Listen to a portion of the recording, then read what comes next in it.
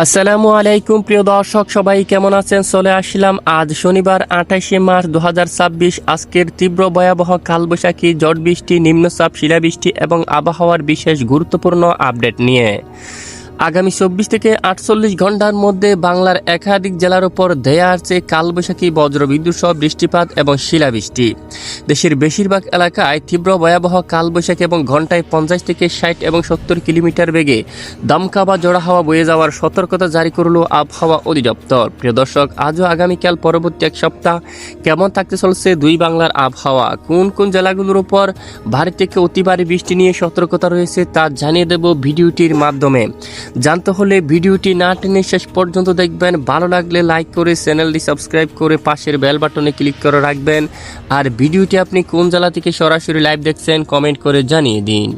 এই মুহূর্তে আমরা সরাসরি চলে আসলাম বাংলার উপগ্রহ লাইভ স্যাটেলাইট ইমেজের উপর। দেশের উত্তরাঞ্চলে শুরু হলো ভারী থেকে অতি ভারী বৃষ্টিপাত, যার কথা গতকাল আমরা জানিয়ে আসছিলাম। বাংলাদেশের 8 বিভাগের বেশিরভাগ এলাকায় বৃষ্টিপাতের সতর্কতা রয়েছে। ইতিমধ্যে দেশের উত্তরাঞ্চলে ভালো একেবারে ব্যাপক বজ্রবাহী মেঘমালা তৈরি হয়েছে। রংপুর বিভাগের অধিকাংশ এলাকায় উত্তরের বজ্রবিদ্যুৎ সহ বৃষ্টিপাত হচ্ছে। বর্তমান শিলিমারি, রংপুর, লালমনিরহাট, সৈয়দপুর, তারপর এদিকে দেখুন খারলের দিনাজপুর, পীরগঞ্জ, ঠাকুরগাঁও, বৌদ্ধা, দেবীগঞ্জ, পঞ্চগড় সহ উত্তরের জলপাইগুড়ি, ধূপগুড়ি, শিলিগুড়ি, আলিপুরদুয়ার, উদলাবাড়ি সহ সকল জেলার আকাশ একদম মেঘাচ্ছন্ন অবস্থা রয়েছে এবং প্রচণ্ড বৃষ্টিপাত হচ্ছে।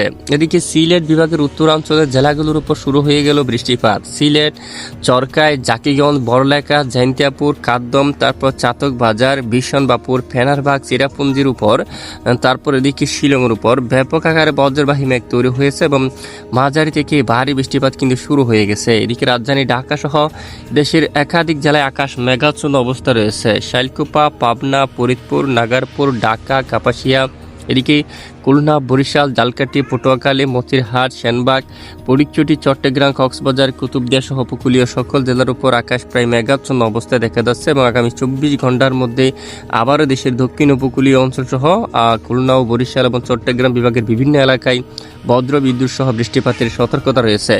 গতকাল রাতে বিশেষ করে পশ্চিমবঙ্গের বেশিরভাগ এলাকায় মাঝারি থেকে একেবারে ভারী বৃষ্টিপাত হতে দেখা গেছে। কলকাতা, কোলাঘাট, আরামবাগ, চন্দননগর, তারপর এদিকে সাতক্ষীরা, শিবনগর, যশোর, লোহাগাড়া, এখানে বিশেষ করে খুলনা বিভাগের অনেক এলাকায় বজ্র সহ হালকা থেকে মাঝারি ধরনের বৃষ্টিপাত হতে দেখা গেছে। আগামী 24 ঘন্টায় আবারও বৃষ্টিপাত নিয়ে দুঃসংবাদ জারি করল আবহাওয়ার ইউরোপিয়ান মডেল। ইতিমধ্যে সরাসরি আবহাওয়ার ইউরোপিয়ান মডেল থেকে দেখা যাচ্ছে আজ শনিবার 28শে মার্চ আগামী 24 ঘন্টার মধ্যে সিলেট বিভাগের অধিকাংশ এলাকায় বজ্র বিদ্যুৎ সহ বৃষ্টিপাত হতে পারে। এদিকে দেখুন গোপালগঞ্জের দিকে রয়েছে বিশ্বনাথ, এদিকে চাতক বাজারের দিকে, তারপর ভোলাগঞ্জ এই এলাকার দিকে বৃষ্টিপাত হওয়ার সম্ভাবনা রয়েছে। তারপর এখানে জৈন্তিয়াপুর সহ বেশিরভাগ এলাকায় বৃষ্টিপাতের সতর্কতা রয়েছে।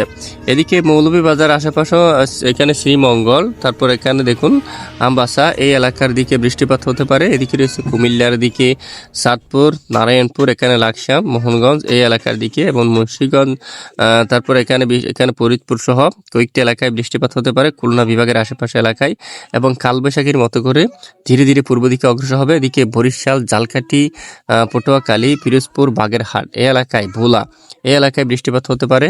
কালবৈশাখী, বজ্র বিদ্যুৎ সহ মাঝারি থেকে ভারী বৃষ্টিপাতের সম্ভাবনা রয়েছে এবং পরবর্তী উপকূলীয় অঞ্চলগুলোর উপর বৃষ্টিপাত হতে পারে। একদম দেখুন উপকূলীয় জেলাগুলোর উপর বজ্র বিদ্যুৎ সহ হালকা থেকে মাঝারি ধরনের বৃষ্টিপাত হতে পারে এবং দেশের দক্ষিণাঞ্চলে প্রভাব ফেলতে পারে। চট্টগ্রাম বিভাগের উপকূলীয় অঞ্চলেও বৃষ্টিপাতের সতর্কতা রয়েছে। আগামীকাল রবিবার 29শে মার্চ আবারও একই অঞ্চল দিয়া খুলনা বিভাগের উপর দিয়ে গোপালগঞ্জ, খুলনা, নড়াইল, যশোর এই এলাকা দিয়ে শুরু হতে পারে। জালকাঠি, বরিশাল, পিরোজপুর বজ্র বিদ্যুৎ সহ বৃষ্টিপাত। এছাড়া এদিকেও আগরতলা সহ বেশ কিছু এলাকায় বৃষ্টিপাত হতে পারে। বিশেষ করে এখানে বিজয়নগর, নরসিংদী এই এলাকার দিকেও কিন্তু বজ্র বিদ্যুৎ সহ হালকা থেকে মাঝারি ধরনের বৃষ্টিপাত হওয়ার সম্ভাবনা রয়েছে। তো মূলত আগামী 72 ঘন্টার মধ্যে দেশের বেশিরভাগ এলাকায় ঝড় বৃষ্টির সতর্কতা রয়েছে। তো বর্তমানে আপনার গ্রামের আবহাওয়ার পরিস্থিতি কিরকম অবশ্যই কমেন্ট করে জানিয়ে দিন। এতক্ষণ আমাদের সাথে থাকার জন্য ধন্যবাদ।